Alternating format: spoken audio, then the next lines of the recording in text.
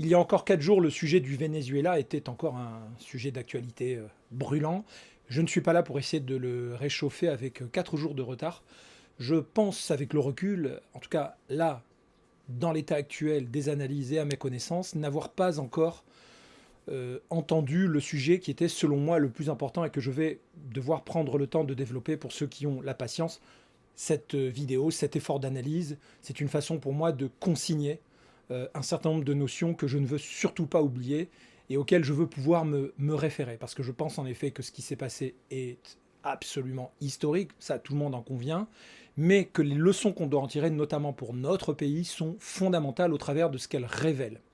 Et je vais aussi essayer d'introduire un certain nombre de concepts, vous allez voir, qui n'ont pas vraiment été verbalisés ces derniers temps, et dont je pense qu'il est temps on les mette concrètement sur le devant de la scène. Je vais commencer par un électrochoc, parce que c'est la meilleure manière de réveiller des consciences anesthésiées par des décennies de propagande mollassonne.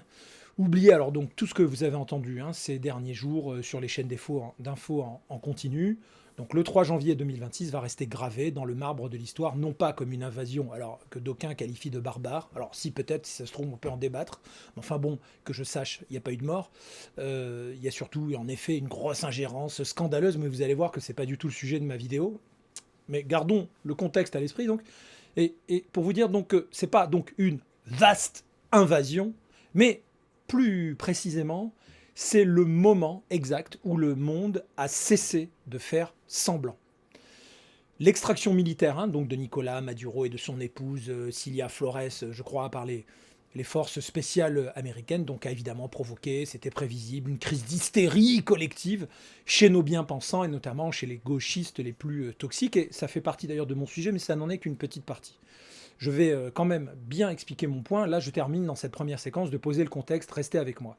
Alors évidemment, il crie au viol de la souveraineté. Ça sera intéressant de se demander quelle est la définition de la souveraineté selon les uns et les autres, parce que je crois que je connais aucun parti en France, quel que soit son prisme idéologique, qui ne se réclame pas d'une certaine souveraineté à minima. Donc finalement, au bout d'un moment, le terme, soit il se galvaude et n'a plus d'importance si tout le monde est d'accord et qu'il fait un consensus tellement universel que ça ne sert plus à rien d'en parler, ou alors on nage dans la zone très floue de l'imprécision. Vous allez voir aussi que c'est d'ailleurs voilà, là, un des points clés sur lesquels nous allons revenir. Alors, la bien-pensance agite évidemment le spectre du Yankee Go Home. Mais ce logiciel-là, sachez-le, il faut le dire d'emblée, il est périmé, il est mort, c'est terminé.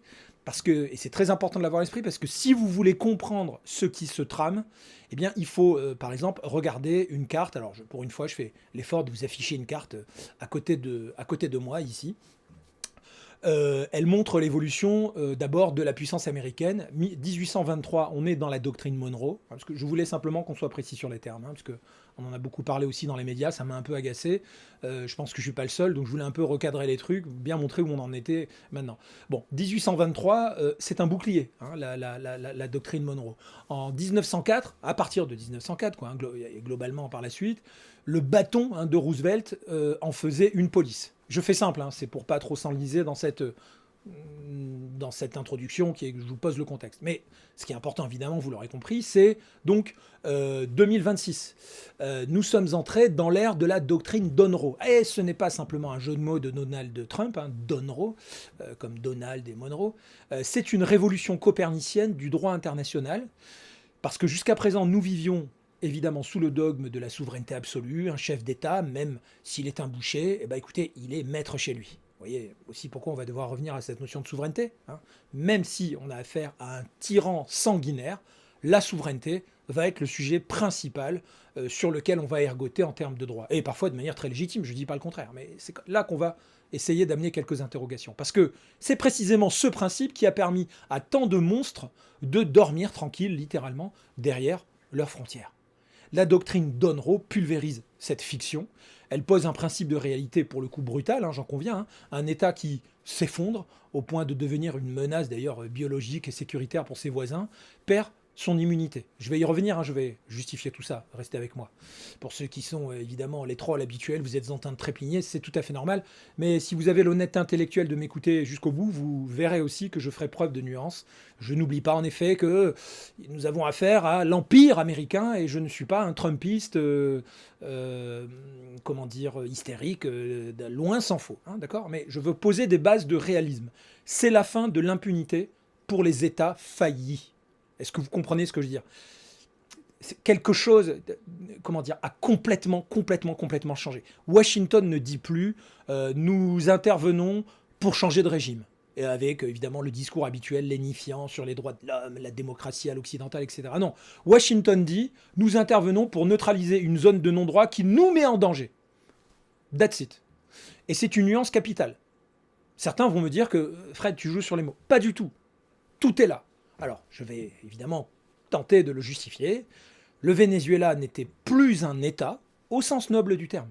C'était une plateforme de projection, notamment pour tout un tas d'intérêts croisés multidirectionnels qui devenaient de plus en plus conflictuels, c'est-à-dire avec la Russie, la Chine, l'Iran et le crime organisé transnational. Et là encore, je fais simple, c'est évidemment forcément plus complexe. Mais en tout cas, je vous ai dit l'essentiel, non? Bon. Osez me dire le contraire, hein, avec de telles réserves de pétrole. On est d'accord ou pas?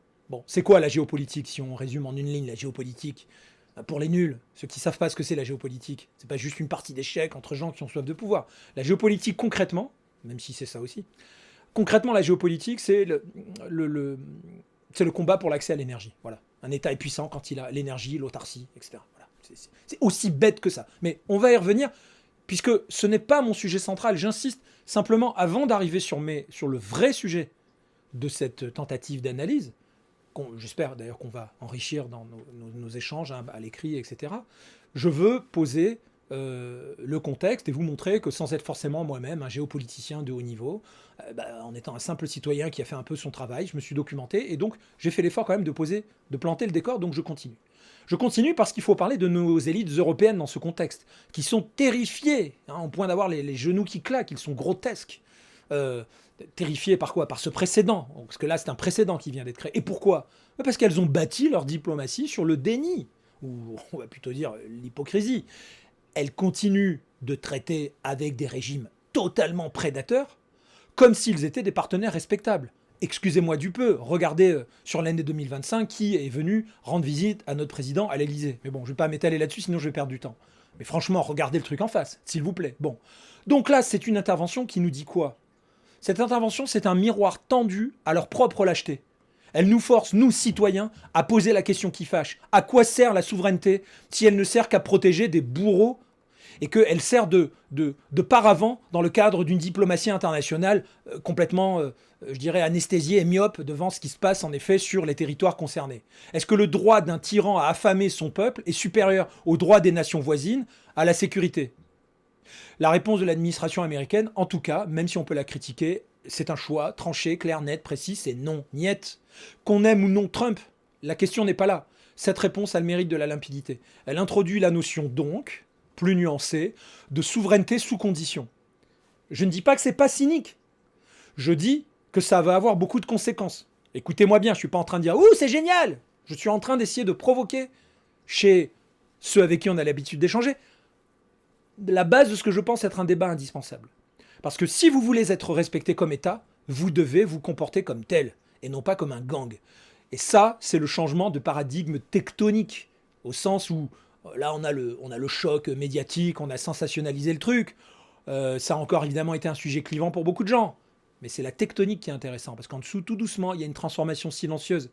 Silencieuse, bon, oui, ça dépend comment on regarde, mais en tout cas, plus lente, qui va avoir énormément de répercussions. Nous sortons de l'angélisme onusien pour entrer dans le réalisme offensif. J'entendais encore sur France Info un ancien représentant de la France aux Nations Unies qui disait dans l'ensemble depuis 1945 que c'est vrai que les grandes lois internationales, enfin le droit international de l'ONU a bien fonctionné. C'est vrai, il n'a pas totalement tort. Il précisait que quelques entorses venaient confirmer l'impression générale, des entorses même sérieuses. Mais c'est vrai, il a raison, dans l'ensemble, ce droit international avait à peu près fonctionné, dans la mesure où les États étaient en train étaient souvent, dans le cas de certaines crises, eh bien, se mettaient à discuter ensemble. Bon, mais attendez, vous allez comprendre. Pour nous, Français, c'est une leçon vitale. Nous sommes entourés de menaces similaires. Ça vous a échappé ou pas? Mais nous n'avons pas le courage de les nommer. L'Amérique vient de nous montrer qu'on ne négocie pas avec la gangrène, on l'opère, hein, on l'oblitère. On procède à son ablation, pour rester sur mon... Je cherchais le mot. C'est violent. Et oui, c'est subversif, évidemment. Et oui, c'est critiquable. Oui, je sais, c'est un empire. Méchant, méchant, l'empire. Mais c'est pas le sujet, on n'est pas dans la morale. Parce que c'est peut-être, à vrai dire, la seule voie pour restaurer un ordre mondial qui restaure un minimum de bon sens. Alors c'est vrai, ça parle beaucoup dans les médias, mais moi je vous dis, ne vous laissez pas enfumer par les cris d'orfraie de ceux qui préfèrent l'ordre des cimetières, pour des raisons idéologiques sur lesquelles on va revenir, au désordre de cette liberté restaurée pour un peuple qui, quand même, il faut le reconnaître, à 80%, se satisfait de ce qui s'est passé. Parce que ce qui s'est donc là déroulé sous nos yeux à Caracas, enfin par le prisme évidemment des médias, on ne sait pas tout, c'est un avertissement pour toutes les kleptocraties de la planète. Votre immunité vient d'être révoquée. Et pour accepter cette vérité, il faut aller encore plus loin et déconstruire le mythe de la victime vénézuélienne. Parce que là, franchement, ça m'a bien foutu les abeilles toute la semaine de lire le gauchisme pathologique, parler de souveraineté quand ça les arrange. Mais alors, bref, je vais bien creuser cette hypocrisie, parce que je voudrais qu'on voit réellement ce qui se cachait derrière le rideau de la fameuse présidence. D'accord? Parce que justement, arrêtons de jouer sur les mots. Les tyrans comptent précisément sur notre paresse sémantique pour survivre. Si vous continuez à appeler le régime de Maduro gouvernement, vous avez déjà perdu la guerre cognitive qu'ils ont livrée au reste du monde pour exister sous la forme qui était la leur. Ce que l'opération du 3 janvier a démantelé, c'est pas un exécutif politique, hein. C'est le cartel de Los Soles, le cartel des soleils. Vous savez, c'est le nom qui devrait d'ailleurs, si vous faites un effort de documentation, vous glacer le sang, hein, pour le coup, parce qu'il fait référence aux insignes dorés. Alors certes officiels, hein, les étoiles en forme de soleil que portent les généraux vénézuéliens sur leurs uniformes. Mais est-ce que vous comprenez l'horreur de la situation ou pas? Parce que ici, le parrain de la mafia, c'est pas un hors-la-loi qui est caché là-bas quelque part dans une hacienda inaccessible ou sous les arbres bien planqués. Pas du tout. Le parrain, c'est le ministre de la Défense. Le trafiquant, c'est le chef des services de renseignement. Je sais pas, il vous faut quoi pour ouvrir les yeux? Le blanchisseur, c'est le directeur de la compagnie pétrolière nationale PDVSA. Qu'est-ce qu'il vous faut de plus, hein? Et là, j'en cite que 3. Bon. Nous sommes face à un phénomène de fusion totale entre l'appareil d'État et le crime organisé. C'est un narco-État chimiquement pur. Et d'ailleurs, je salue au passage un lanceur d'alerte du nom d'Antoine Bachelin, qui a tout simplement relayé le 3 décembre 2025, donc en avance de phase, hein, et grâce à lui, j'en ai pris connaissance, parce que ce n'est pas les médias qui nous l'auraient montré, la lettre explosive, et qui d'ailleurs a été authentifiée, et notamment par Interpol, du général Hugo El Polio Carvajal. Est-ce que ça vous dit quelque chose? Bon, je vais expliquer. Ce document, c'est quoi? C'est une bombe atomique de vérité. Carvajal, c'est l'ancien maître espion du régime, d'accord? Donc c'est pas n'importe qui. Et il avoue tout. Il dit des décennies de narco-terrorisme cumulé, d'espionnage et de manipulation électorale sur ordre direct de Maduro et Cabello. Bon, il détaille comment l'État utilisait ses propres infrastructures souveraines. J'aime bien le mot qui revient là tout à coup, qui pointe le bout de son nez, hein. Bon, parce que ça, vous voyez, ça change un petit peu de nuances en fonction des contextes. Donc là, si je parle des infrastructures, j'évoque évidemment les aéroports, les bases navales, le transport routier, etc., pour inonder évidemment le monde de cocaïne. Alors imaginez un instant pour bien comprendre, hein, que Air France ou la Marine nationale soient transformées en FedEx de la drogue, hein, et puis les drogues dures, hein, celles qui risquent de toucher vos enfants, bousiller les générations futures. Ça vous intéresse ou pas? C'est exactement ce qui s'est passé là-bas. Et c'est là que l'aveuglement de l'Europe devient criminel selon moi. Criminel, crapuleux. Parce que pendant des années, nous avons traité ces gens comme des homologues. Nous les avons reçus dans nos palais, hein, nous avons discuté transition démocratique, hein, mais on ne négocie pas une transition démocratique avec Al Capone, bon sang, hein. On ne demande pas poliment à un cartel de bien vouloir organiser des élections libres. C'est une absurdité totale. Là, on a affaire à une mafia d'État qui disposait d'une armée en plus, hein, puis de missiles russes aussi, soit dit en passant, et puis d'un siège à l'ONU aussi, tiens, tant qu'on y est. Et c'est une asymétrie qui rendait toute solution policière impossible. Seule une action militaire pouvait trancher le nœud gordien. En qualifiant officiellement le régime de narco-terroriste, les États-Unis, certes, un empire qui est aussi là pour le pétrole, je l'ai bien compris, c'est probablement sa priorité, mais a quand même brisé un tabou Ils ont dit, bah, votre costume là, de président ne vous protège plus, car vos actes sont ceux d'un chef de gang qui nous mettait en danger. C'est une salubrité donc publique internationale qui s'est produite sous nos yeux, un acte de salubrité. Le secrétaire de la Défense américain a d'ailleurs eu raison de comparer le flux de drogue, alors à quoi? Eh bien, à une attaque militaire.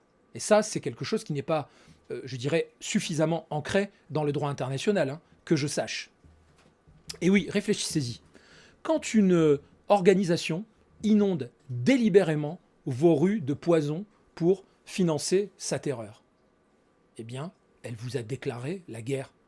Le fait qu'elle utilise des tampons officiels et des passeports diplomatiques n'y change rien. C'est une réalité. Vous voyez maintenant pourquoi il faut parler de bon sens et mettre un petit peu de côté le droit international qui est complètement aveugle sur ces réalités sous le boisseau.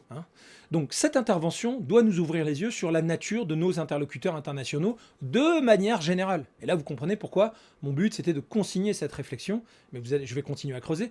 Pourquoi est-ce que le Venezuela me sert d'alibi structurant pour aller beaucoup plus loin? Parce que je vous pose la question. Combien d'autres régimes avec lesquels la France entretient des relations cordiales sont en réalité des structures mafieuses déguisées, Le Venezuela, c'est l'exemple extrême, c'est vrai, mais il n'est pas unique, et vous le savez bien. En acceptant de voir la réalité de ce narco-État, on se donne une chance enfin de traiter le mal à la racine, sans nous laisser évidemment paralyser par le protocole diplomatique. C'est-à-dire qu'il y a une fenêtre d'Overton, pour le coup, en termes de droit international, à ouvrir. Alors certes, c'est un retour au réel violent, je ne vais pas même vous dire que c'est particulièrement glorieux, mais je peux difficilement nier que ce soit indispensable, eu égard à la dimension de narcotrafic.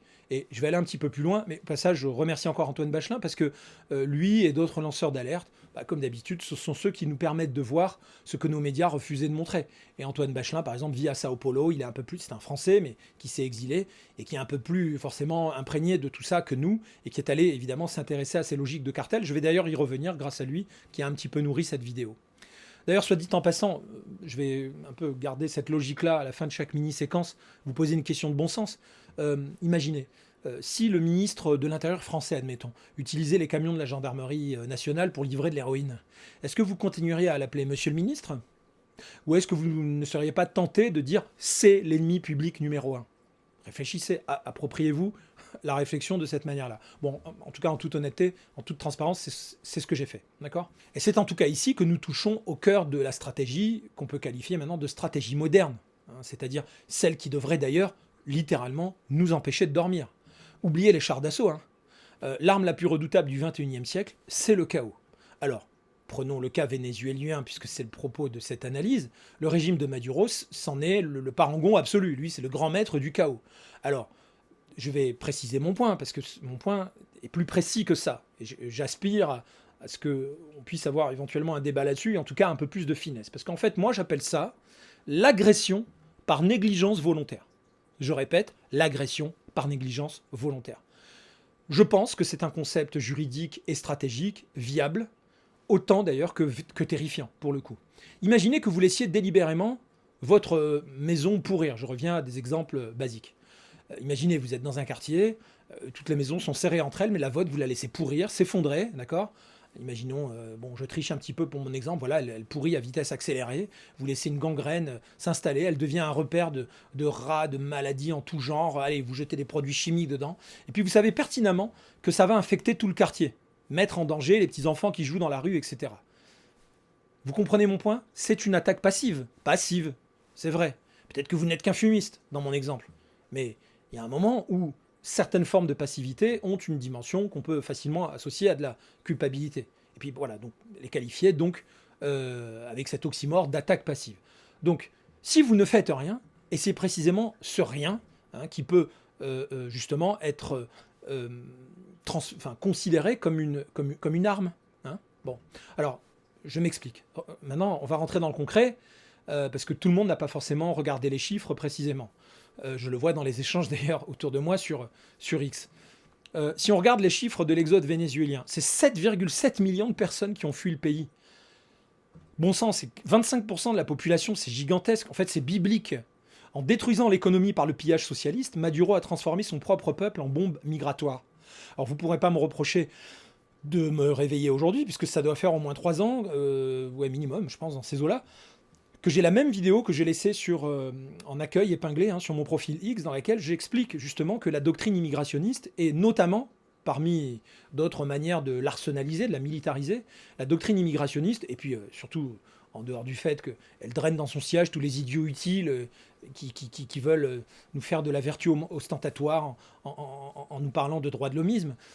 Donc la doctrine immigrationniste a pour principal intérêt, pour les tyrans, eh bien, de faire fuir, de laisser fuir hors de leur pays, et là on peut parler d'une hémorragie, tous ceux qui sont en désaccord avec le régime. Mais est-ce que vous voyez, en fait, je sais pas, pour ceux qui jouent ne serait-ce qu'aux échecs, même aux dames ou aux jeux de go, peu importe, est-ce que vous comprenez, en fait, dans un raisonnement à deux temps, dont un enfant de 12 ans serait à même de le mener, que si vous avez des millions de personnes qui sont les opposants jurés du système qui quittent le pays étant évidemment rendu exsangue, vous, en laissant la chose se produire, vous rendez un fabuleux service au tyran. Et oui, le tyran jette sur les routes des millions en plus de gens désespérés qui sont allés, alors notamment, principalement, il me semble-t-il, au Pérou, déstabiliser la Colombie, le Brésil, etc., remonter jusqu'à la frontière américaine, etc. Donc c'est ce qu'on appelle de la migration arsenalisée, militarisée, weaponized, comme disent, donc weaponized migration, comme disent les anglo-saxons, donc migration militarisée. Le but, c'est clair, c'est saturer les services sociaux des pays voisins, créer des tensions politiques, exporter de la criminalité au passage avec des gangs barbares, tenez comme le train de Aragua, qui s'infiltre dans les flux de réfugiés. Ça vous rappelle rien d'ailleurs? Des terroristes qui s'infiltrent dans les flux de réfugiés. Ça vous rappelle rien? Réfléchissez. On vient de faire une commémoration là en novembre, non? Toujours pas? C'est pas grave, faites vos recherches. C'est une guerre asymétrique parfaite. Le régime ose dire évidemment, c'est pas de notre faute, c'est la crise, ce sont les sanctions, mais ce sont là pour le coup des mensonges, parce qu'en effet, il s'agit d'un quasi-siège par négligence. Donc attaque par négligence, par passivité. Ils savent que les démocraties occidentales sont vulnérables face à la détresse humaine, donc ils utilisent notre humanisme pour se débarrasser de tous les gêneurs. C'est pas grave. Eux créent le problème humanitaire, mais ils nous forcent à nous le gérer.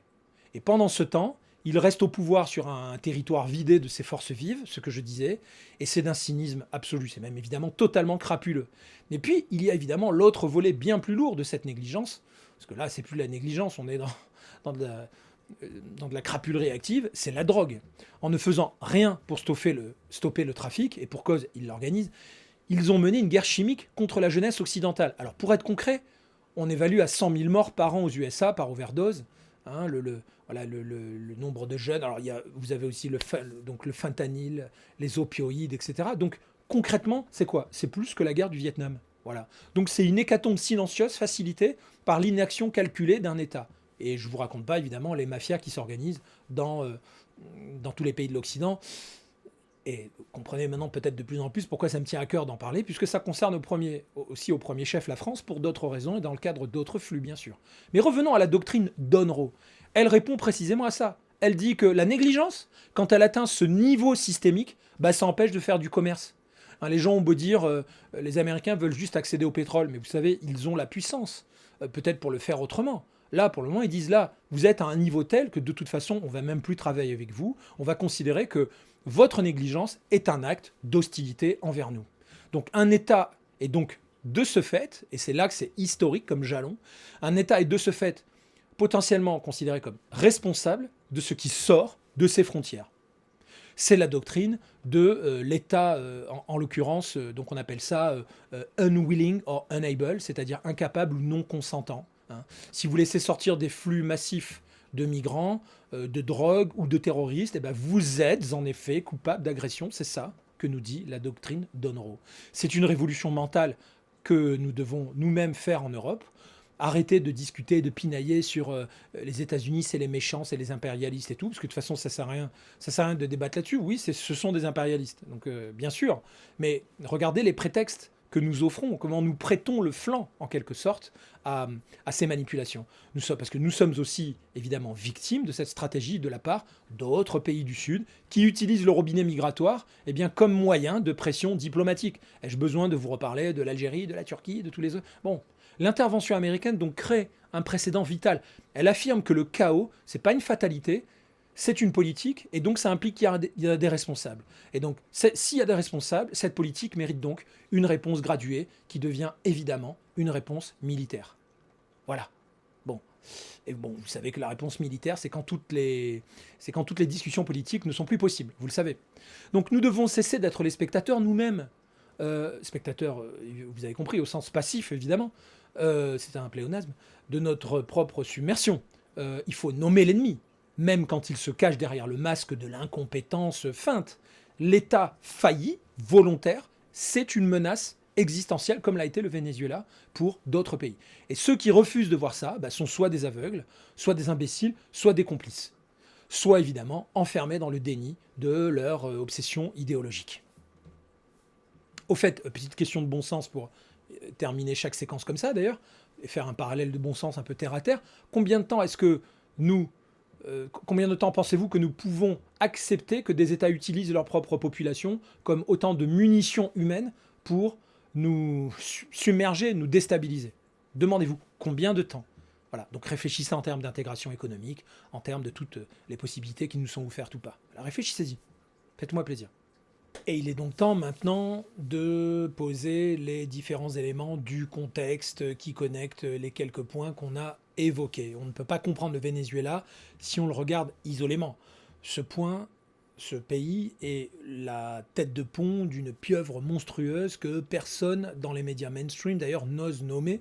Je trouve ça incroyable que ça ne soit pas plus développé, mais c'est le Foro de Sao Paulo. Alors c'est quoi? C'est quelque chose qu'on vous vend comme un club de discussion de la gauche sud-américaine sympathique, un genre d'amical de socialistes smart et dynamiques et qui font de l'idéologie. Bon, ils se réunissent pour faire avancer leur cause. C'est de la complète foutaise. En fait, c'est le quartier général de l'alliance politico-criminelle la plus dangereuse de l'hémisphère. Alors bien sûr, elle a été créée par Fidel Castro en 1990 et Lula. Et ce forum avait à l'origine un but précis qui était écrit noir sur blanc, hein, récupérer ce qui a été perdu à l'Est après la chute du mur. Et comment est-ce qu'on finance une reconquête politique de ce type quand l'URSS notamment ne paie plus les factures? Avec l'argent de la drogue et du terrorisme. Voilà. Et j'ai envie de dire aussi du contribuable que l'on détourne au niveau étatique. Pourquoi je dis ça? Parce que les documents saisis dans les ordinateurs de Raúl Reyes, qui est quand même, excusez-nous du peu, le numéro 2 des FARC, l'ont prouvé et Interpol les a authentifiés. Donc si vous n'êtes pas d'accord avec moi, écrivez à Interpol et puis dites-leur que leurs documents sont de mauvaise qualité ou qu'ils font l'objet d'une manipulation. Mais je ne pense pas en l'occurrence, puisque les campagnes, notamment, ce qui est ressorti de tout ça, c'est que les campagnes électorales de ces leaders progressistes, de Chavez à Lula, ont été irriguées par des millions de narcodollars. C'est en l'occurrence donc documenté par ces organismes comme Interpol, c'est factuel, mais chut, il ne faut rien dire, parce qu'il ne faut pas froisser la gauche caviar parisienne. Hein. Mais en fait, ça va beaucoup plus loin que ça, et c'est là que ça devient franchement terrifiant. C'est que le Venezuela de Maduro est devenu aussi le hub logistique mondial d'une partie du terrorisme. Il a ouvert par exemple ses portes au Hezbollah libanais. Ouais, vous avez bien entendu, par exemple, Tarek El Hassaimi, ancien vice-président vénézuélien, a distribué par exemple des passeports officiels vénézuéliens à des agents du Hezbollah ou de la force donc qu'on appelle Quds iranienne, ce qui leur a permis donc de voyager librement en Amérique et en Europe sous une fausse identité. Alors voilà, là on est confronté à une alliance contre nature entre le marxisme tropical et l'islamisme radical, qui est cimenté évidemment par la haine de l'Occident et au passage l'amour du cash. Hein. Alors, on a vu par exemple des vols directs Caracas-Téhéran transportant, on ne sait quoi, ou plutôt si on le sait évidemment, de l'or, de la drogue, des agents de renseignement. Et donc là, vous voyez, il y a encore tout un mélange d'intérêts divers et variés. La Russie de Poutine, la Chine communiste se sont évidemment par exemple greffés là-dessus pour piller les ressources, hein, autant que faire se peut, et installer des bases avancées. Donc le Venezuela, c'est pas juste une victime isolée, c'est le porte-avions insubmersible, hein, de tous les ennemis de l'Occident. Et donc, enfin, d'une partie des ennemis de l'Occident, quand vous défendez donc la souveraineté de Maduro, encore elle, vous défendez en réalité la trésorerie du Hezbollah et les intérêts stratégiques de l'Iran. Donc c'est une sorte de réseau global de subversion.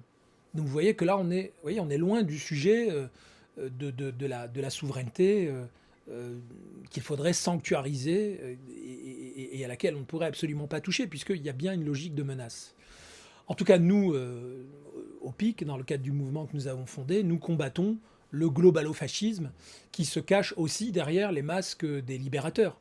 Bien sûr qu'on n'aime pas l'idée d'être dominé par l'empire, fût-il américain.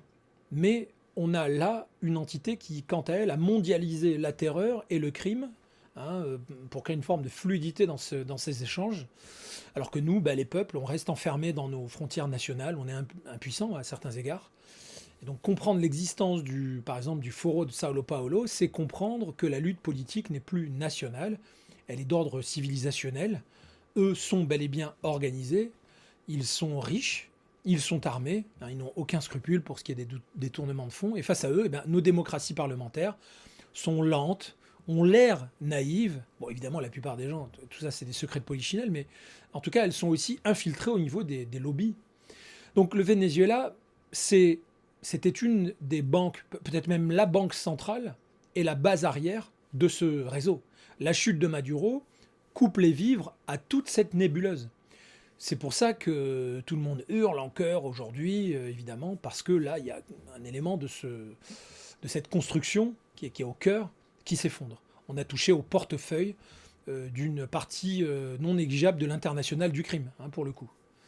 Voilà. Donc si je vous posais la question, imaginez qui finance réellement les partis politiques qui prétendent vous défendre ici, y compris en France, vous aimeriez bien savoir qui est derrière. Donc si par exemple je vous disais les FARC ont financé alors des présidents comme celui du Brésil, est-ce que vous croyez vraiment que l'Europe est quant à elle immunisée contre ce type d'argent sale? Franchement, hein, vous n'avez pas eu déjà vent de certains accords d'influence, en tout cas de trafic d'influence, difficiles à démontrer certes, hein, mais qui existent notamment avec des pays eh bien, de l'Afrique du Nord par exemple. On y reviendra. Vous voyez que tout ça, c'est ce qui se pose avec le Venezuela, c'est l'occasion de se poser de prolonger les questions dans le contexte de nos propres démocraties. Alors là, on arrive au point qui personnellement me met vraiment en rogne et qui devrait vous révolter aussi si vous avez encore d'abord une once de sens moral et la capacité de vous documenter un petit peu. Puisque qu'est-ce qu'on a vu ces derniers jours? C'est la réaction de la gauche radicale européenne à la chute de Maduro, qui était vraiment, alors pour le coup, ubuesque, eu égard à tout ce qui est révélé par Interpol par ailleurs. Écoutez Jean-Luc Mélenchon, écoutez aussi Jérémy Corbyn, écoutez les leaders de Podemos. Depuis le 3 janvier, ils sont en boucle, ils crient au coup d'État, ils dénoncent l'agression impérialiste. Oui, impérialisme il y a. Mais est-ce que vous les aviez entendus une seule fois avoir ne serait-ce qu'un mot de compassion pour les étudiants torturés dans les caves de la police politique vénézuélienne? Est-ce que vous les avez entendus pleurer pour les retraités qui meurent de faim? Est-ce que vous les avez entendus hurler à propos des 80% de taux de pauvreté à l'échelle du pays? Jamais. Donc là, c'est pour le coup ce que j'appelle la pathologie morale du gauchisme contemporain. Pour eux, le réel n'existe pas, seul compte l'idéologie. Voilà pourquoi aussi ce cas vénézuélien est fascinant, parce que, et pourquoi donc j'arrête pas de vous dire que cette analyse est importante, parce on peut en faire un fantastique révélateur. Si un dictateur est anti-américain, c'est bon, il est forcément un héros, hein, même s'il massacre son peuple. Donc là, on est vraiment dans une logique de trahison absolue des valeurs de la gauche historique. Ils défendent le bourreau contre ses victimes au nom de la souveraineté en plus. Vous voyez que maintenant le mot est totalement vidé de toute substance dans ce contexte. C'est purement et simplement abject. Et ils refusent de voir la vérité économique du désastre. Ils répètent comme des perroquets que le socialisme a échoué à cause des sanctions. C'est faux. D'ailleurs, je retiens moi le théorème de Kasparov, donc formulé par le grand Gary, le champion d'échecs. Il disait le Venezuela, c'est pas le pays où le socialisme a échoué, c'est un pays où le socialisme a parfaitement réussi. Cette phrase, elle est vertigineuse, elle est terrible, mais elle est vraie. Parce que le but du chavisme n'a jamais été, clairement, il suffit de regarder ce qui s'est passé sur 20 ans, n'a jamais été d'enrichir le pays, hein, sinon il s'y serait pris autrement. Ça a été tout simplement de rendre le peuple dépendant, en détruisant le secteur privé, en créant la pénurie, alors que le pays est riche de ses matières premières. Le régime s'est assuré que chaque citoyen dépende de l'État pour manger. La pauvreté atteint le niveau de 82%. La pauvreté devient donc un outil de contrôle social, pour être clair. Un peuple qui a fait la queue pour du riz, eh bien, n'a pas le temps de se révolter. Hein, on le sait depuis Aristote, d'ailleurs, qui expliquait que pour que... je n'ai pas la citation exacte, mais en substance, Aristote expliquait déjà, donc je veux dire par là qu'on le sait depuis longtemps, que le meilleur moyen pour le tyran de garder le peuple sous la ligne de flottaison, quoi, en deçà de laquelle il n'osera jamais ni lever la tête, ni s'intéresser à la politique, le meilleur moyen, donc, c'est de s'assurer qu'il n'ait pas une once d'oisiveté, qu'il soit trop préoccupé à sa propre survie. Hein. Ça vous rappelle, j'imagine, peut-être quelque chose, parce que moi, oui, j'ai aussi l'impression que d'une certaine manière, on est sur des modèles similaires à l'échelle même de nos pseudo-démocraties en ce moment. Je parle en termes de dégradation. Évidemment qu'on est loin du cas du Venezuela, je ne vais pas caricaturer. Mais on voit bien qu'il y a quand même, de par la pression fiscale, une sorte d'outil, quoi, hein, de contrôle social qui nous empêche de coaliser, de lever la tête, de transcender nos fragmentations locales et nos préoccupations en termes de survie, je parle au sens global. Et c'est ce qui nous empêche donc de nous intéresser vraiment à la politique. Sinon, on n'aurait pas autant d'abstentionnistes et de gens même carrément nihilistes. Donc, dans le contexte du Venezuela, c'est un exemple extrême. Le système a fonctionné à merveille pour que la clique au pouvoir puisse tranquillement se gaver de milliards. Hein. Et donc, quand Mélenchon soutient ce modèle avec ses amis, bah, ils nous révèlent leur vrai visage. C'est pour ça que cette histoire est importante. Ils ne veulent pas libérer le peuple, à vrai dire. Ils veulent le mettre sous tutelle. Ils sont fascinés par la violence révolutionnaire. Hein. Donc ce sont les idiots utiles du narcotrafic global, à vrai dire. Et quand on leur met toutes ces preuves sous le nez, on peut quand même aller au-delà du concept d'idiot utile. Je pense qu'on est là dans un contexte littéralement crapuleux. Et donc, à mon sens, c'est impardonnable. Alors au PIC, nous, qu'est-ce qu'on fait? Le PIC, le mouvement que nous défendons, qui est pro-démocratie, nous combattons en fait cette escroquerie intellectuelle qui est celle du gauchisme toxique, qui veut tout horizontaliser dans une logique finalement, alors évidemment idéologique, mais qui est totalement inefficiente pour ce qui est de faire vivre un pays. On a besoin d'un secteur privé puissant. Bon, donc on ne peut pas prétendre défendre la démocratie en France tout en soutenant la démocratie, la dictature au Venezuela, et nous faire croire que c'est une démocratie. C'est une espèce d'incohérence qui disqualifie ce camp vraiment pour toujours. Là, on est dans l'abjection. En ce qui me concerne, ils ont choisi leur camp, celui des geôliers. Hein. Nous avons choisi celui de la liberté. Liberté d'expression, liberté d'entreprendre, liberté économique, quoi. Ne les laissez plus jamais vous donner des leçons de morale. Hein. Ces gens-là ont littéralement du sang sur les mains par procuration. D'ailleurs, est-ce que vous seriez prêt à confier les clés de la France à des gens qui considèrent qu'un régime qui affame son peuple est un modèle à suivre? Franchement, il faut maintenant avoir le courage de regarder la réalité en face, aussi brutale soit-elle. Le machin onusien, comme disait le général de Gaulle, hein, le machin est en état de mort cérébrale avancée. Là, on a acté, du deuil qu'il fallait en faire. L'intervention américaine au Venezuela, bah, c'est le certificat de décès officiel hein, du Conseil de sécurité de l'ONU tel que nous le connaissions depuis 1945. Pourquoi dois-je le répéter? Parce que le droit international classique est devenu, sous nos yeux, un pacte de suicide pour les démocraties. Et au passage, et c'était mon point, et c'est pour ça, c'est une des raisons principales pour lesquelles je voulais vraiment vous en parler, c'est que c'est un permis de tuer pour les dictateurs. Si la souveraineté, c'est un absolu indépassable, les dictateurs font ce qu'ils veulent chez eux. Et donc les juristes puristes que l'on peut comprendre, hein, qui ont quand même foncièrement une légitimité, je ne veux pas, je suis pour le débat, hein, je ne veux pas simplement les condamner, mais le fait d'ergoter quand même dans les salons feutrés de Genève en buvant du champagne et nous dire que l'article 2 de la charte interdit formellement l'usage de la force. Ok, c'est vrai, c'est écrit. Mais ce texte a été conçu pour des guerres entre États hein, conventionnels. Pas pour gérer des mafias hybrides qui prennent des nations entières en otage et qui inondent le monde de poison comme la drogue ou qui hébergent des terroristes. Donc l'administration américaine, qu'est-ce qu'elle a fait? Elle a délibérément contourné l'ONU parce que l'ONU était paralysée, tétanisée, et parce que le droit international avait, à vrai dire, des insuffisances en la matière. Moscou et Pékin, évidemment, auraient opposé d'ailleurs leur veto à toute résolution condamnant Maduro, hein, hein. ONU oblige, c'est une possibilité pour ces États de paralyser justement l'action. Et donc ils ne l'auraient d'ailleurs pas fait par principe moral ou juridique, mais uniquement pour protéger leurs investissements, leurs créances, leurs pions géostratégiques. Vous voyez, là on commence à rentrer dans voilà, la réalité sordide de ce que c'est que la diplomatie mondiale aujourd'hui.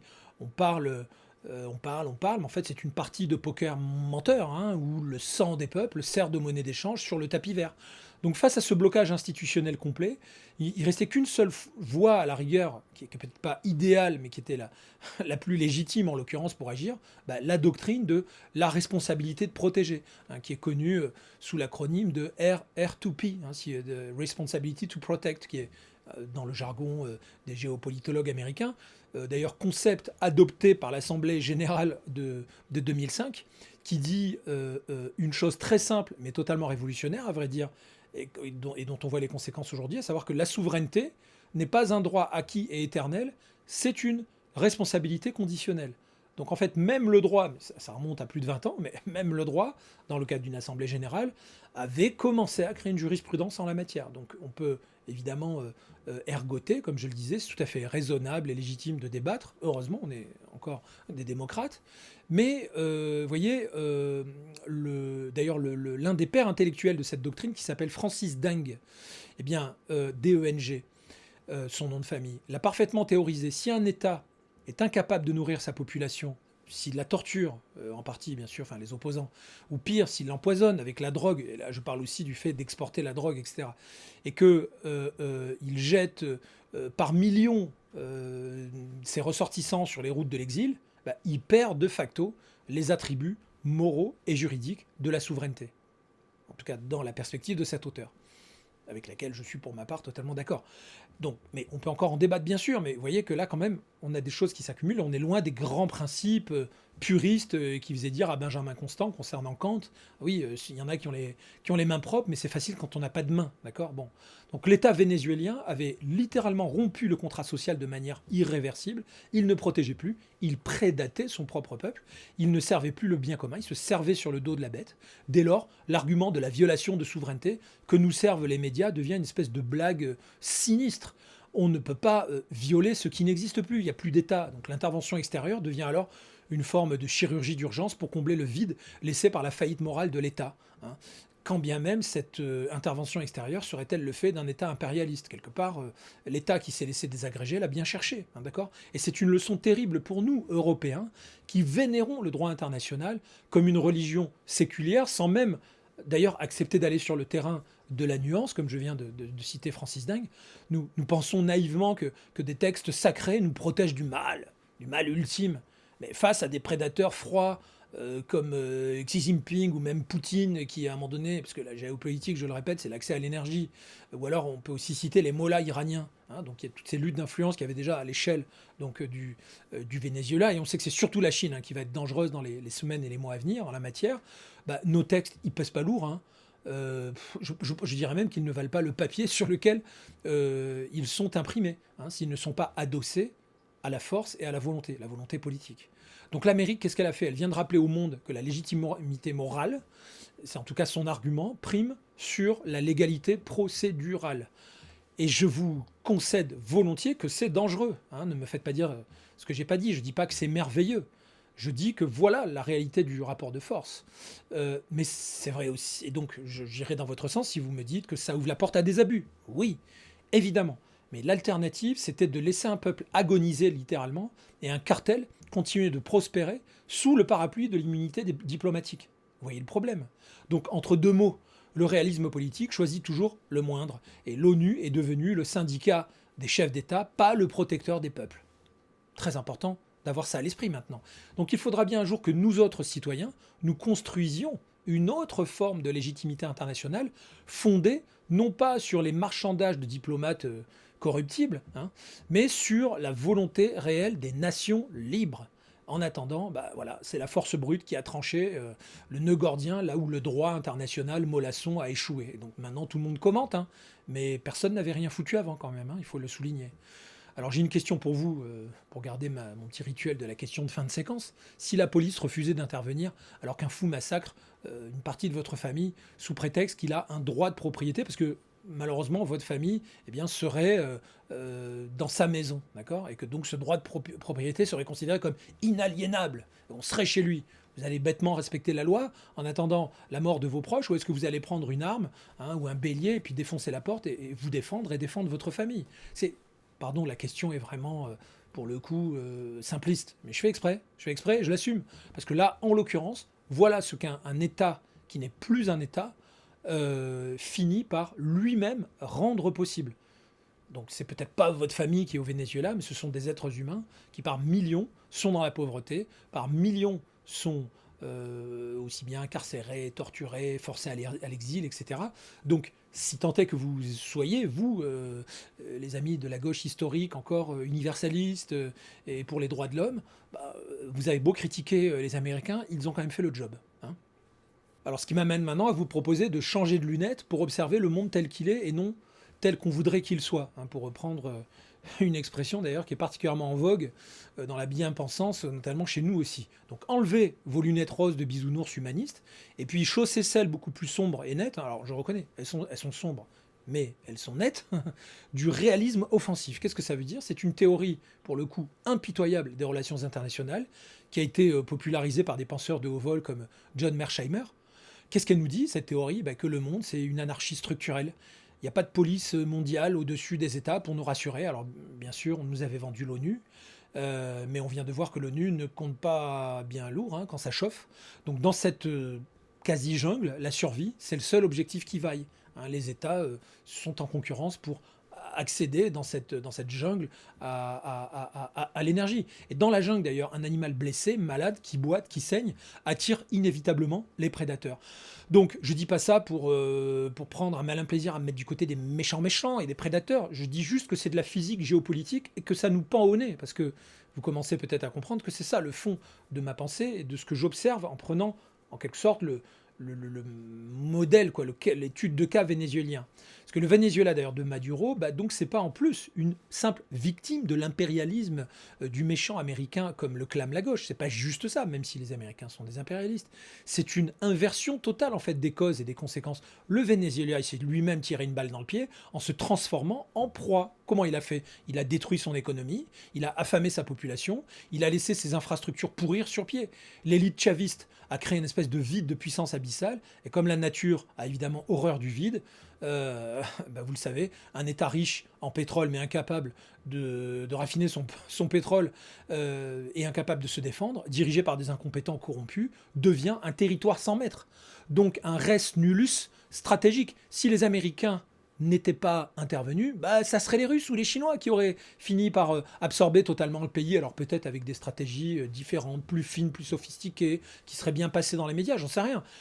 Mais il faut quand même dire qu'ils étaient déjà en train, hein, de refermer le piège, notamment au travers de la dette, hein, les Chinois. Et oui, et d'ailleurs c'est ce qui va être la grande pomme de discours, peut-être de discorde et peut-être même le début d'un conflit beaucoup plus grave dans les semaines et les mois à venir en raison de l'immensité de la créance chinoise.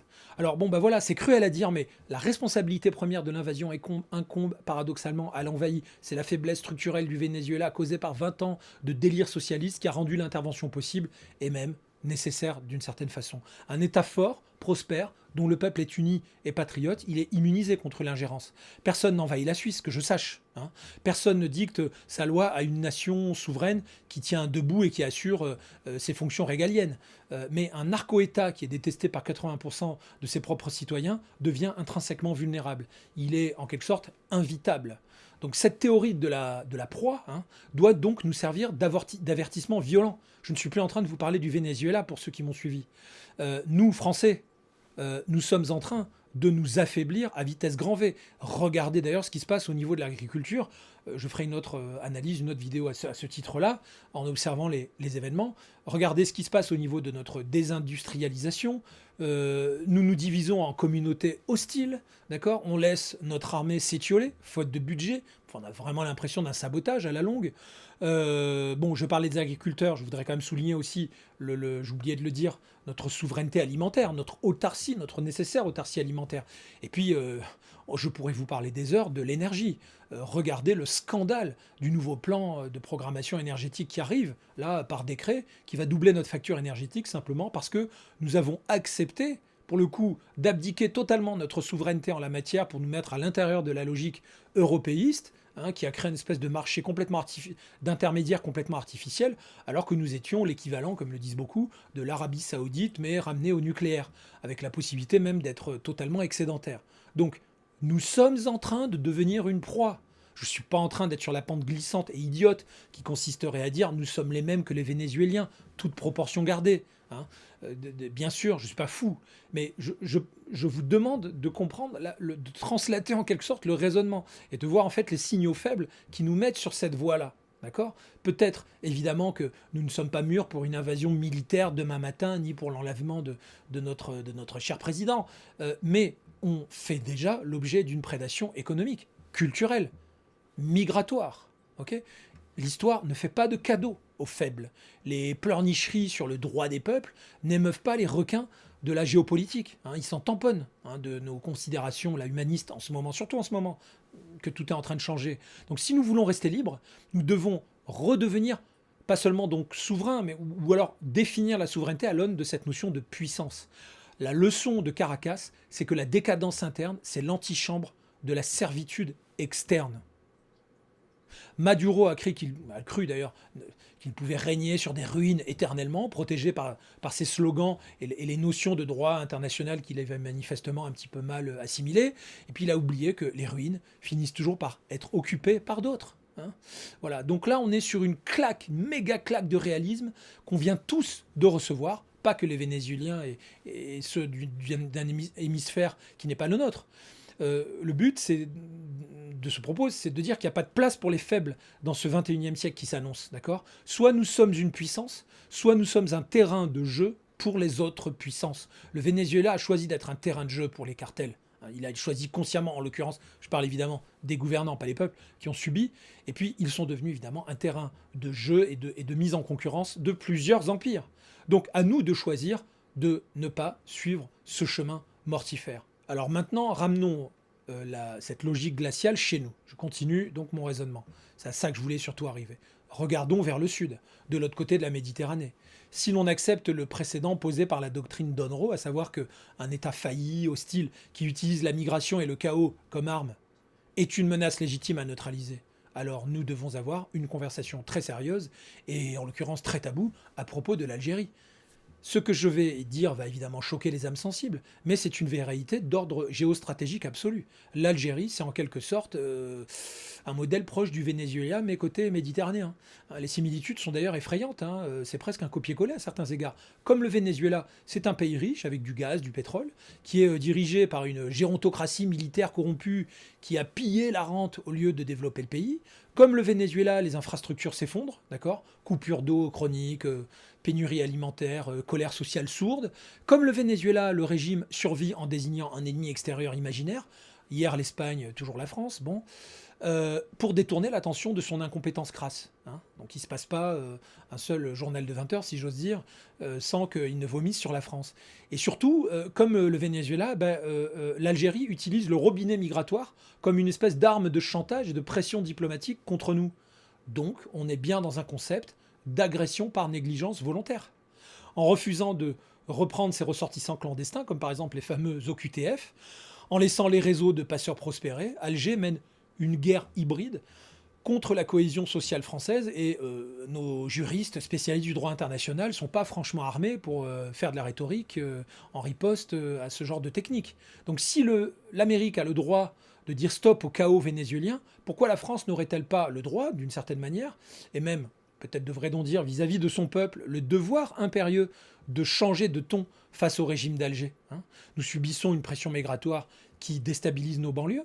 On n'arrive plus à intégrer les gens parce qu'on est limité économiquement, donc c'est pas du tout que je sois contre l'immigration, je voudrais juste pouvoir la contrôler en deçà du niveau où elle est tolérable, c'est tout. Et on est beaucoup, dans mon cas, c'est pas parce qu'on est des racistes ou des fachos. On sait aussi qu'on n'a pas les finances pour assurer tout ça, y compris notre sécurité quotidienne. Donc c'est une menace existentielle directe, à vrai dire. Donc jusqu'à quand est-ce qu'on va tolérer qu'une junte militaire à bout de souffle nous traite comme une espèce de paillasson en permanence? Est-ce que je dois revenir sur tous les exemples de nos humiliations diplomatiques, hein? Donc la logique de la souveraineté comme responsabilité, elle s'applique ici parfaitement. Vous voyez pourquoi je suis parti de l'exemple vénézuélien maintenant? Le régime algérien est un bon exemple de régime qui a failli, qui d'ailleurs opprime son propre peuple de manière générale, ou en a fait, au travers de sa diaspora, souvent comment dire, des évangélisateurs d'une religion qui n'est pas qu'une religion spirituelle, mais qui est aussi un modèle de loi qu'il voudrait diffuser sur le monde entier. N'oublions pas d'ailleurs que l'Algérie opprime une partie de son peuple qui est la Kabylie, dont les aspirations légitimes à l'autodétermination sont systématiquement réprimées dans le sang et le feu, d'accord?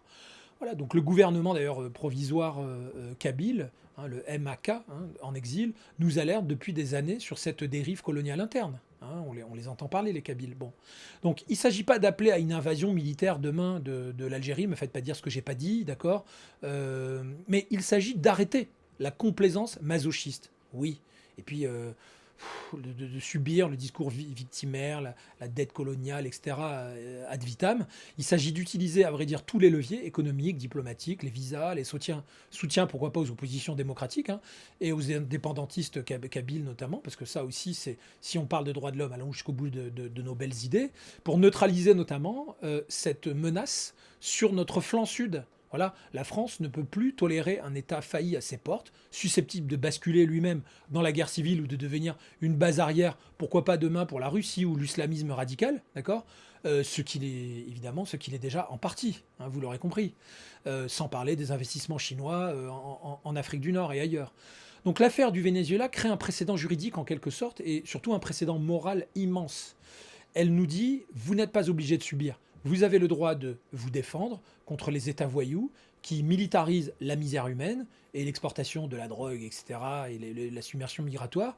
Et la question qui se pose à nous, c'est est-ce qu'on a encore à Paris des dirigeants avec une colonne vertébrale ou est-ce qu'on est condamné à payer eh bien, la jizya diplomatique des généraux ventripotents qui nous haïssent? Voilà. Hein. J'ai une question pour vous. Pourquoi la France continue-t-elle de délivrer des milliers de visas dorés aux dignitaires d'un régime qui, lorsqu'ils ont envie évidemment de se faire soigner en France, évidemment sont toujours bien accueillis, et qui n'a de cesse de nous insulter chaque matin en nous envoyant notamment ces délinquants tous les soirs, hein? Vous voulez que ça continue comme ça? Bon, moi je vous pose juste la question, on verra bien ce que vous répondez. Et puis écoutez, si je dois être le facho de service, je serai le facho de service, mais reconnaissez que c'est un peu facile, non? Bon. Et puis dans toute cette histoire, il y a un autre piège cognitif que je voulais absolument désamorcer. C'est pour ça que je vais aller jusqu'au bout de mon propos en utilisant pour prétexte de départ le Venezuela. On entend partout « Ah, l'impérialisme américain est de retour ». Certes, les USA défendent leurs intérêts avec une brutalité sans phare que l'on peut d'ailleurs éthiquement condamner si on est un bisounours et qu'on oublie qu'il s'agit de cette jungle géostratégique que j'évoquais. Moi-même, je ne suis pas un agent de la CIA, je suis juste lucide. L'Amérique n'a pas d'amis, hein. Elle n'a que des vassaux ou des ennemis, et elle le revendique. Et là, elle le dit de plus en plus clairement. Donc ne soyons pas naïfs.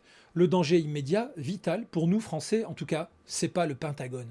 L'empire qui est en train de nous absorber, hein, de nous affaiblir, de nous castrer méthodiquement, de nous détruire de l'intérieur, c'est pas celui de Washington. En l'occurrence, c'est l'empire européiste. Hein, c'est une bande de bureaucrates en rut qui s'imaginent être largement au-dessus des nations et qui sont là pour étouffer les concepts nationaux. Et c'est cette structure technocratique, j'ai envie de dire cette superstructure idéologique, non élue, hein, qui est infiltrée par les lobbies globalistes, d'ailleurs peut-être même que les États-Unis jouent un rôle évidemment pour que nous restions impuissants, hein, qui sape notre fameuse souveraineté jour après jour, hein, directive après directive, et qui explique que les agriculteurs soient dans la rue aujourd'hui, même si, bien sûr, nous avons nos propres responsabilités, mais on n'a pas besoin de l'Europe pour aggraver la situation, si vous voyez ce que je veux dire.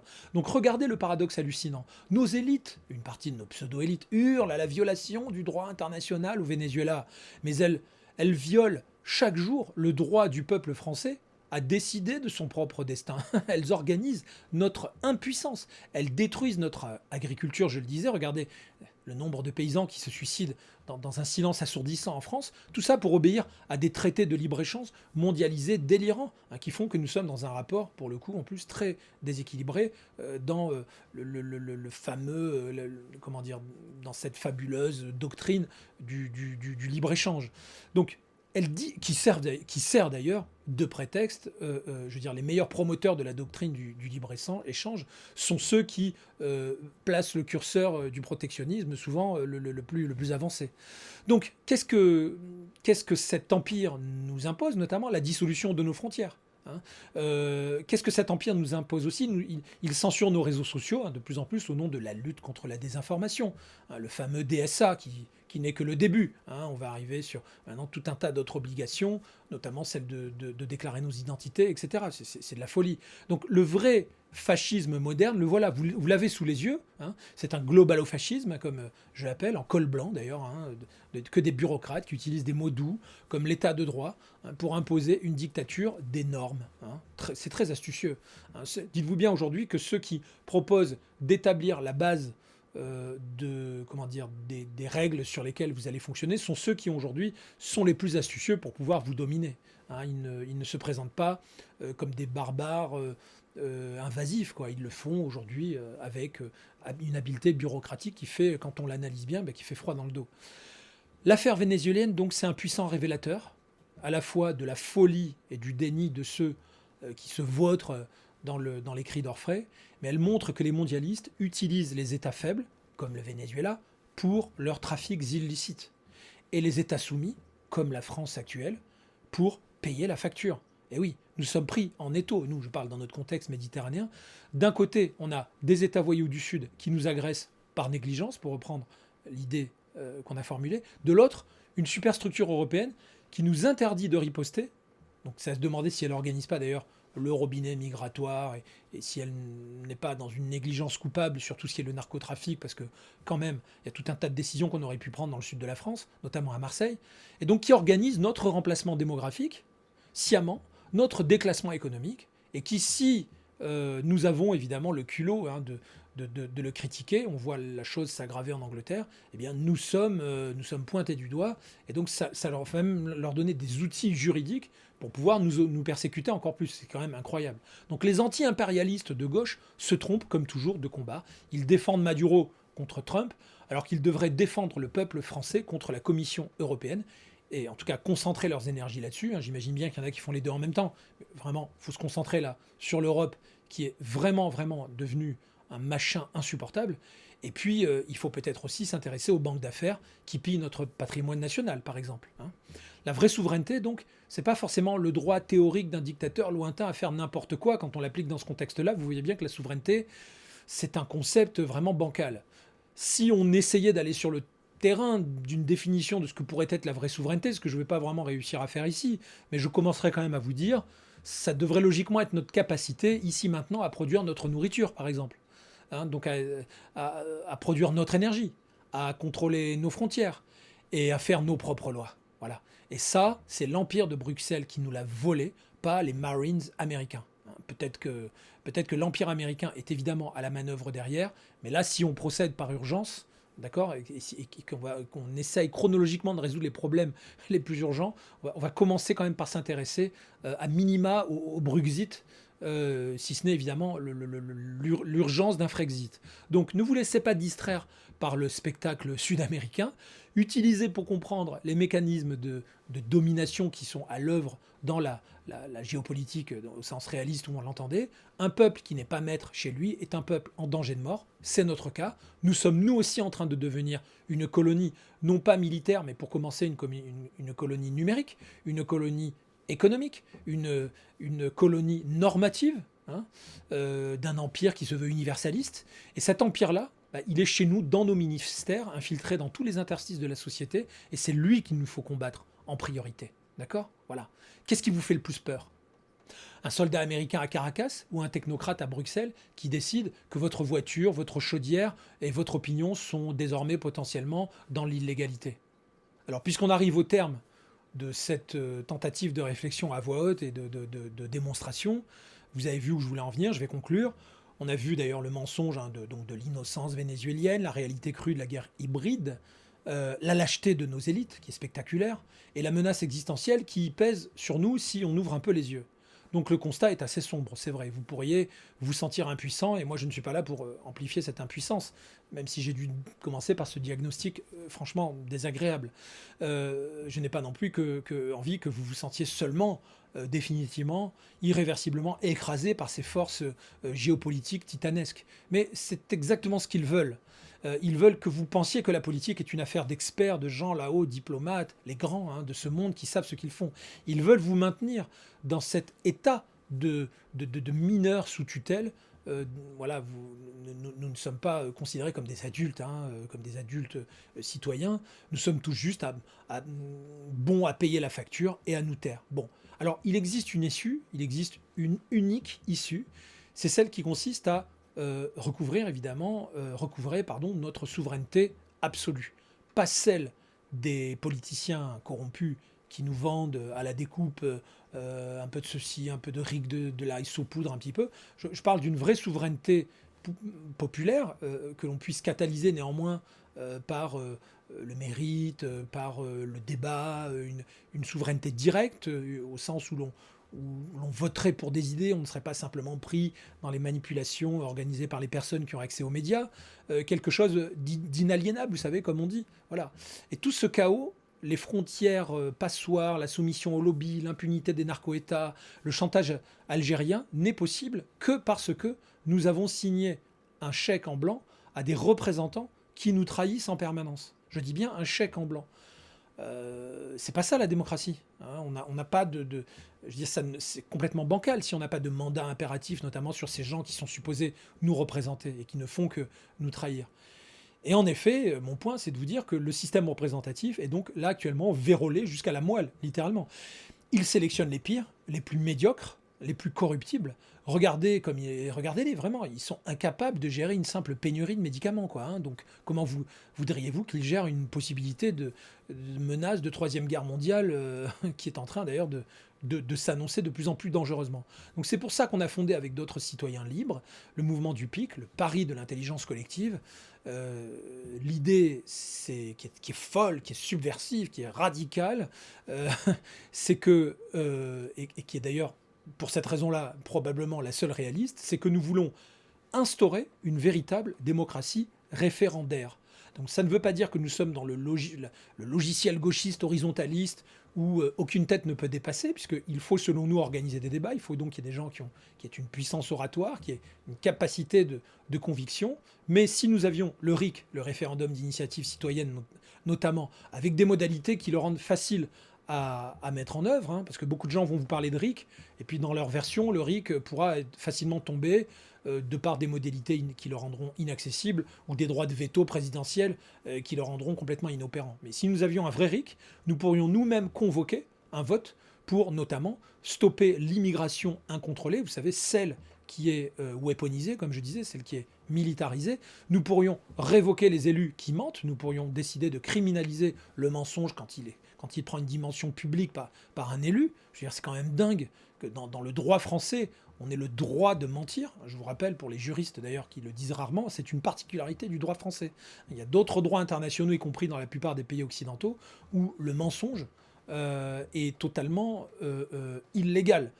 En France, c'est uniquement quand on est devant, par exemple, devant une commission d'enquête sénatoriale, parlementaire. Là, c'est vrai, le mensonge est puni par la loi.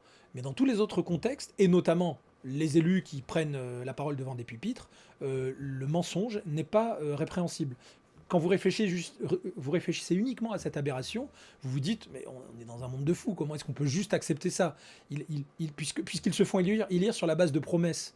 Et il n'y a rien en face qui nous oblige, qui les oblige à tenir ces promesses. C'est complètement fou, c'est complètement délirant. Donc ce qu'on pourrait faire, c'est sortir notamment aussi, grâce à Derrick, des traités qui nous tuent, sans que les agriculteurs, comme en ce moment, soient obligés d'aller dans la rue et dans le rapport de force, sachant que je vois venir plein d'ingénierie sociale pour les diaboliser, comme on l'a fait avec les gilets jaunes, et puis voilà, on va peut-être leur donner, vous voyez, faire une espèce de petite concession qui était prévue dans leur manipulation pour les faire rentrer chez eux, mais ils seront encore plus tristes et je dirais malheureux qu'avant. Bon. Donc, on pourrait aussi se mettre à nettoyer les écuries d'augias médiatiques, parce que là aussi, je dirais, la corruption du système médiatique, ça commence à bien faire. Donc, Le PIC, si vous voulez, c'est pas du tout un parti comme les autres. On n'a pas envie d'être d'accord à l'intérieur de ce parti, c'est-à-dire que les gens qui nous rejoignent sont des gens qui doivent, hein, c'est pas une sorte de concession temporaire, ils doivent idéalement se détester idéologiquement. Tant mieux s'ils sont en complet désaccord, s'il n'y a que du dissensus. Pourquoi? Parce qu'on n'a pas de programme. On veut juste pouvoir continuer à faire de la démocratie et se disputer plus tard, quitte à se crêper le chignon, mais sur un ring démocratique assaini. Là, pour le moment, nos fragmentations sont instrumentalisées par un pouvoir qui dit, voilà, cette République, elle est très prévisible, hein, puisqu'il suffit de financer aussi bien les associations que de laisser les partis fonctionner tels qu'ils fonctionnent en ce moment, c'est-à-dire de manière bancale. En gros, celui qui a accès à tel ou tel média, c'est celui que le système fabrique en disant, lui, on va le tolérer. On a même des fous, des déments, qui arrivent par certains angles idéologiques, considérés comme stratégiques par le véritable pouvoir en place, et qui se dit, tiens, tant mieux, eux, il faut un petit peu les pousser parce qu'ils vont fragmenter tel camp de gauche, tel camp de droite va être fragmenté.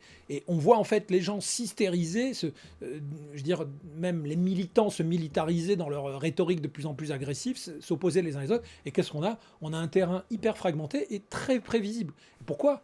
Parce qu'on vote pour des hommes, des femmes qui sont mis en valeur, qui sont hyper médiatisés, qui deviennent même des customisations médiatiques. Ceux qui sont actuellement au pouvoir vous le démontrent. Ce couple présidentiel a été littéralement inventé, customisé pour bien passer dans les médias. Puis là, on gratte un peu, on se dit putain, ce qu'il y a derrière, c'est complètement délirant. C'est juste voilà, la fameuse notion de narratif, hein, qui nous vient tout droit d'ailleurs des anglo-saxons. On a importé le terme, donc voilà, on est soumis à des narratifs, des personnages comme ça sur mesure qui passent bien. Mais en admettant même qu'ils soient honnêtes, ils ont de toute façon comment dire, ils ne sont que dans l'argumentaire de la séduction, hein. L'attractivité du parti est proportionnelle au temps de parole qu'on leur donne dans les médias. Alors qu'en fait, tout le monde pourrait s'approprier les sujets régaliens à partir du moment où l'on organiserait, un petit peu sur le modèle suisse, des votations. Alors, nous avons des idées un petit peu plus élaborées, mais ce qui est certain, c'est que dans notre cas, nous ne sommes pas un parti qui veut prendre le pouvoir, nous voulons le rendre au peuple, et notre promesse, elle est unique, c'est qu'une fois élu, on lance une année, peut-être même 2 années s'il le faut, hein, 12 mois, 18 mois, 24 mois s'il le faut, ça c'est ce qui reste à trancher en fonction de toutes les questions à poser. En tout cas, on laisse donc à minima une année, je pense, de transition démocratique intense, d'accord, pour réécrire nos règles. Peut-être même que les gens vont considérer qu'avoir une constitution, c'est quelque chose qui nous affaiblit et que c'est idiot. Après tout, la constitution, regardez comme elle est vérolée, comme elle est instrumentalisée. Ce qu'on a surtout besoin, c'est de rétablir la souveraineté populaire de telle sorte que le droit soit contraignant sur les sujets qui comptent pour nous. Donc, à commencer par instaurer évidemment le RIC en toute matière, d'accord. Et ensuite, eh bien, nous qui ne souhaitons pas garder le pouvoir, nous nous retirons en tant que, si vous voulez, groupe de transition, hein, une équipe de transition formée de plusieurs figures représentant la dissidence, d'accord, et qui signeront devant notaire et devant caméra en engageant leurs biens s'il le faut, pour dire, voilà, aussitôt élus, nous ne sommes qu'un organe de transition, nous avons évidemment, nous sommes dans l'obligation de gérer un minimum le pays pendant ce temps-là, mais on va vous poser toutes les questions importantes que vous aviez envie qu'on vous pose. Donc il n'y a plus de chef suprême, d'accord, plus de sauveur providentiel, juste un peuple devenu adulte, dans ce qu'on appelle alors pompeusement chez les intellos une démocratie épistémique, c'est-à-dire une démocratie qui va fonctionner selon un système de connaissances, c'est-à-dire au lieu de vous dire, voilà, telle personne qui gagne en notoriété, qui développe son fan club et son parti, vous dit, avec moi qui suis si sympathique, il y a 837 points de programme, et vous les prenez tous ensemble. Non, non. Ce qu'on va faire, en fait, c'est vous proposer les questions sujet par sujet qui engagent l'avenir, notamment de vos enfants, votre quotidien. Et vous ferez vous-même les grands choix. Donc évidemment, tout ça nécessite qu'on explique comment ça marche. Il y a des gens qui réfléchissent depuis très longtemps, même certains depuis les années 70, hein, 70, 80. Hein. Je ne parle pas des démocrates là qu'on connaît, qui passent de temps en temps à la télé. Beaucoup de gens ont devisé là-dessus. Simplement, le logiciel qui permettrait à une nation de retrouver sa pleine et entière intelligence collective, il est simplement étouffé, d'accord, et il est réduit à la portion congrue de discussions qu'on croit un peu sectaires entre intellectuels du sujet. Mais il y a moyen de le vulgariser. Là, évidemment, tout ça est une ébauche de ma part pour conclure mon sujet. Aujourd'hui, je voulais surtout vous dire à quel point nous étions sur je dirais, sur la pente glissante, hein, de notre euh, possible statut d'État bientôt en faillite, et donc devenant une proie, hein, pour les empires qui sont en train de l'instrumentaliser, au premier rang desquels, je le pense, hein, l'Europe des bureaucrates. Bon, donc l'intelligence collective, c'est un truc qui est infiniment supérieur au génie solitaire, même du plus grand des Napoléon Bonaparte sur son destrier, et qui est surtout nécessaire dans un contexte d'abêtissement collectif, hein, voulu par les ingénieries sociales, de fragmentation permanente de la société en amenant que des sujets clivants. Là, vous le voyez bien, entre l'euthanasie, tous les sujets qui sont possiblement clivants sont là. On se demande pourquoi ils sont tout à coup prioritaires, parce qu'en fait, ce sont des os à ronger pour nous occuper. Et donc, nous n'avons plus besoin d'assemblées de députés godillots aux ordres. On a besoin et on a certainement pas besoin d'hommes ou de femmes providentiels, on a besoin de vous, du peuple providentiel. L'affaire du Venezuela nous montre ce qui arrive quand un peuple perd totalement le contrôle de ses propres institutions, au profit notamment d'une mafia d'État. Et nous sommes sur cette pente glissante. Ne laissons pas la France devenir un Venezuela froid dans quelques temps. Bien sûr qu'on en est encore loin, mais si vous regardez bien d'un point de vue schématique, il y a plein de points communs. Ne laissons pas non plus, j'ai pris l'exemple de l'Algérie, mais ce n'est pas le seul pays, hein, mais ce genre de pays nous entraîner dans leur chute. Voilà. Donc, réfléchissez avec nous à ce qu'est le pic. On est au début, c'est le pari de l'intelligence contre la bêtise en l'occurrence, le pari du courage aussi contre la soumission. Nous sommes déjà quelques milliers à travailler dans l'ombre, discrètement, parce que c'est compliqué, il faut s'organiser, il faut mailler le territoire, ça prend du temps. On n'a pas envie qu'il y ait des cheffaillons, on a envie que tous ceux qui ont du mérite et une forme de leadership puissent s'emparer du mouvement, se l'approprier. Nous sommes en train de préparer des plans de reconstruction. Nous sommes une part de la résistance qui ne demande qu'à évidemment converger avec d'autres résistants en train de travailler. Donc on discute aussi entre initiatives diverses et variées. Nous sommes pour une forme de pluralisme cognitif, si vous voulez.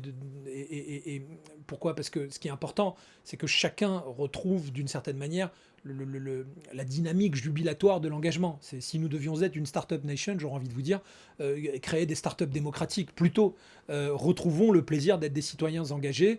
Enfin, le plaisir, c'est parfois rugueux, hein, c'est parfois rude, c'est parfois désagréable. On est parfois infiltré, trahi, énervé, tout ça est très pénible. Mais le fait que nous apprenions en marchant, quand bien même le chemin est-il semé d'embûches, tout ça, ça signifie qu'un jour on va quand même cesser de subir.